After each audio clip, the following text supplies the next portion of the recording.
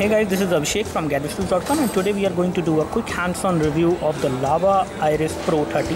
Lava Iris Pro 30 is one of the best value for money device launched from Lava, and it has been launched today here in India. It has been launched for a price of 15,999, which is the MRP of this device. You might get it for a lesser price from the local store.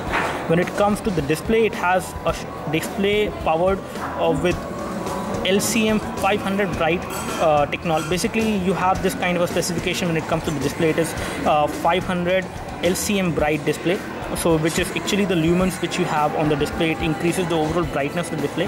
As you can see, the device is set to optimum brightness as of now. It is purely bright in terms of the overall look and feel. The viewing angles of the display are also pretty good. As you can see, it is an IPS LCD display and pretty good display, I would say. This is coming from Sharp company as far as the display is concerned. When it comes to the display size, you have 4.7 inch of IPS LCD display on this device, which is powered by Sharp, and it is based on the OGS technology as well. So you have an OGS display. It is high definition, not full high definition. It is 720x1280, and you can experience by taking a closer look over the device, as you can see.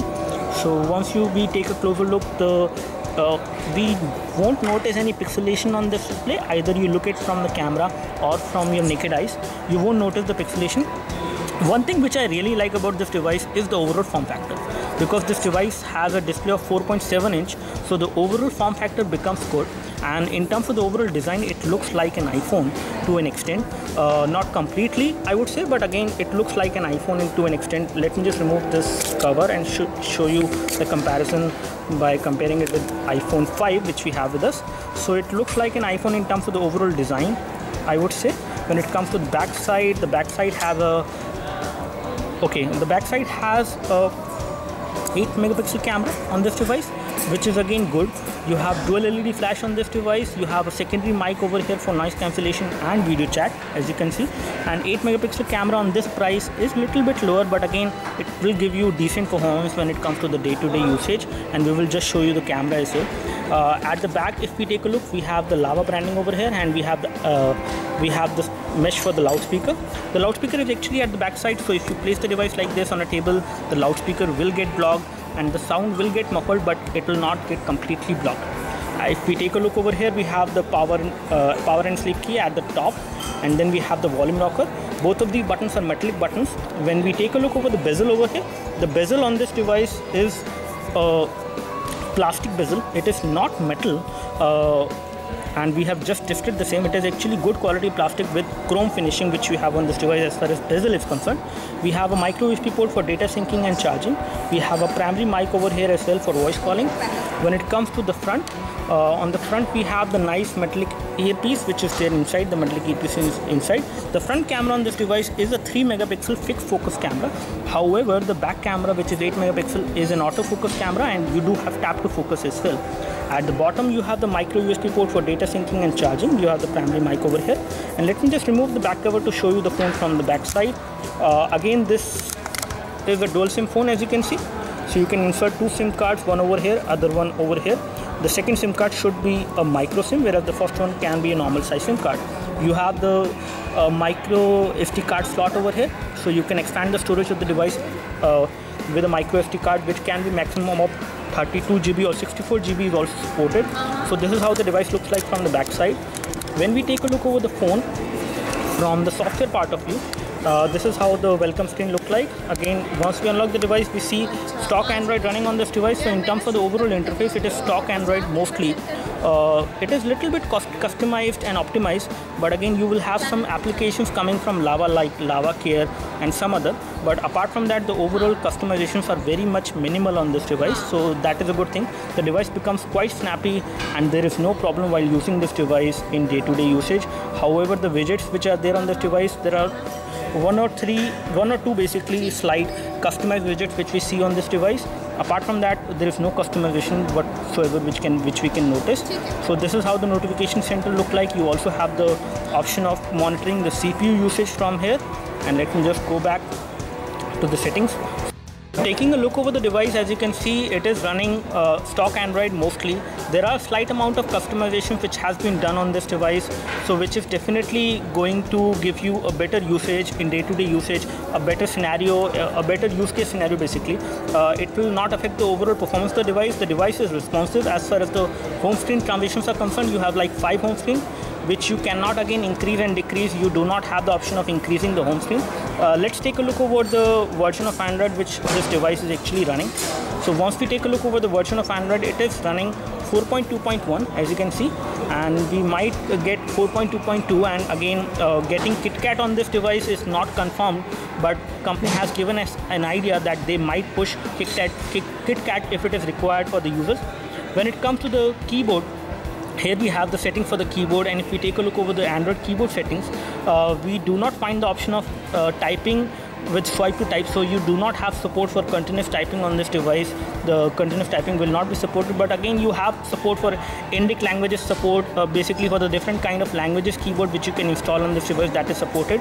When it comes to the location access, we have the location settings over here, and we have the option of using this device for GPS navigation. You just need to enable the GPS satellite options, and once you go under this option, make sure you have enabled the GPS EPO systems and assisted GPS before you can use this device for navigation. That will actually help you to download the GPS configuration file whenever you use this device for navigation. And again, we have also tested the GPS as of now on the device, and it works pretty well, but it does take some time, around 1 to 3 minutes basically, to log the GPS coordinates. When it comes to the display, here we have the display settings, and again we do have the proximity and ambient light sensors over here, so you have support for automatic brightness as well on this device. Apart from this, if we take a look over the wallpaper support, you have support for video wallpapers as well. Apart from the live and static wallpapers, you have support for video wallpapers as well on this device, which is a good thing.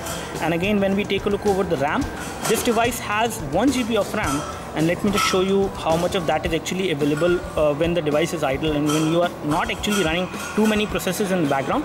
So as of now, out of 1 GB of RAM, around 559 MB of RAM is being used. I don't know whether you can read it or not, but I'm just reading it for you. And you have around 413 MB of RAM on this device as of now. And the device is fairly responsive, and there is no problem which we can face as of now as far as the UI is concerned. Let's take a look over the storage scenario as of now. So taking a look over the storage, we have the option of installing applications on the SD card as well. As you can see, you have the option of selecting the preferred install location. So this device has 4 GB of internal storage. So 4 GB of internal storage is not going to be sufficient in longer time when you use this device, especially when you plan to install games and other heavy applications. So right now, if we take a look over the internal storage, we have around 1.48 GB available to the user, out of which around 0.88 GB is available. And when it comes to the phone storage, you have around 0.93 GB available. And both of these areas can actually have the applications installed. So you can install applications in the user memory area, which is this one, which is 0.93, and in the phone memory area, which is 1.48 GB, you can also install applications. So this is a good thing. And again, you also have the option of installing the applications on the SD card by selecting the SD card as the default write disk. You also have the APK installer which comes on this device. So you have that options. And when we take a look over the audio profiles, so under the audio profiles, you can see that you have the option of enhancing the audio which you will hear from the earphones, and I expect to have in-ear headphones which will come within the package, and we will confirm that later on. But you do have the enhancement option over here which will enhance the overall quality of sound which you will get from the earphones on this device. When it comes to the capacitive buttons, the capacitive buttons which we have on this device are touch sensitive, and they are within the body of the phone, not within the display, so which is again going to help you a lot. And these buttons will light up whenever you use them, so you can actually identify them whenever you use them, so you will not face any problem as far as the usage of the phone is concerned. Apart from this, if we take a look over the display is quite solid, and it is to an extent scratch proof as well. So even if you scratch it with your nail or with some pointed objects, it won't get the scratches very easily, but again it will get it. It has Corning Gorilla Glass protection on the front display, which is definitely good. When it comes to the version of Android, you have 4.2.1, and we expect the future version of Android which will also come on this device. You will also get over-the-air updates on this device, so you don't have to connect it to a PC. When it comes to the battery which we have on the device, the battery is a 2000 milliampere hour battery which you will get on this device, which should be sufficient for this 4.7-inch display, and we will confirm that once we use this device in a day-to-day use and once we do the detailed review. And we have just ran the Antutu on this device, and the Antutu scores for this device are also pretty decent. However, they are not top-notch, but still good. We have got a score of 13,379 on this device as far as the Antutu benchmark is concerned. Let me just show you the Ninamark scores as well. So we have installed Ninamark as well on this device, and the amount of FPS which you will get on this device is 35, which is going to be decent because at this FPS you can actually play casual games like Temple Run, OZ, Subway Surfer pretty easily. When it comes to medium graphic intensive games, you can play Frontline Commando D-Day, but for heavy graphic intensive games like Modern Combat 4 and Nova 3, those games will also run on this device, but you might experience slight amount of graphic lag, and we will confirm that later on once we do the full review of this device. And when it comes to the quadrant, I think we do not have the quadrant installed on this device. So as you can see, this is how the camera UI look like on this device, and we have the view which is coming out from the front camera. And one thing I can say about the front camera is that the front camera is pretty good. However, it is not actually a 5 megapixel camera, but still the overall video feed which is coming out of the front camera on the display itself on the device is looking pretty good. So that is something which we can notice as of now. Let me just toggle back to the back camera so that you have an idea about the back camera as well. And let me just take this photo of my iPhone in this indoor light, as you can see. So let me just take this photo and show you the quality of the photo which you can get from this device. So you do have tap to focus while taking a photo, and let me just show this photo to you.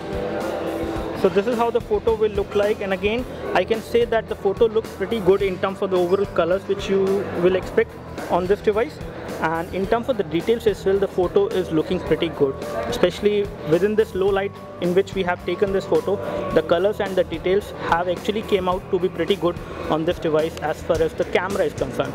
So both the front camera and the back camera are pretty good. However, they are not that much high in terms of the megapixels count, but in terms of the quality they are definitely good. When we talk about some other things of the device, when we take a look over the phone dialer, as you can see, so the phone dialer does have the option of making a video call, which is also good, and it is a custom phone dialer which we have on this device. If we take a look over the messaging application, if we compose a new message, this is how the messaging application looks like, which is again kind of stock Android, but gives you pretty good key size. Basically the keys which we have on the keyboard, on the virtual keyboard, are actually pretty big to type on this device, so you will not have any kind of typing problems on this device, especially either you have thick or thin fingers. You will be able to type on this device, but you do not have support for continuous typing. So that is something which we can actually tell you, that continuous typing support will not be there, but you can always type in the landscape mode as well in case you have any problem while typing on this device. So in all, I would like to say that this device is a pretty good value for money, which is coming for 15,999. We will give you more details about it once we get this device for review, and we will also do an unboxing especially for you very soon. I have this device with me and I will be doing the unboxing very soon. Apart from that, what I can say as of now about this device as far as the inbox accessories are concerned, you will not get the flip cover unlike you have actually got with the Iris 504Q earlier. You will not get the flip cover on this device, but especially when it comes to some other standard accessories, you will get it, and the flip cover will also come for this device later on, which you can additionally go and buy. But flip cover will not come within the package of this phone, but you will get in-ear headphones and other standard accessories, and we will just show you in the unboxing what kind of accessories which you will get on this device. So that's all from us as far as the quick hands-on review of the Lava Iris Pro 30. We will come up with the detailed review very soon. Thanks for watching this video. You can like this video if this video helped you by clicking the like button below. You can subscribe to our YouTube video channel for more videos like this by clicking the subscribe button below. Thanks for watching this video. This is Abhishek signing off. Thank you.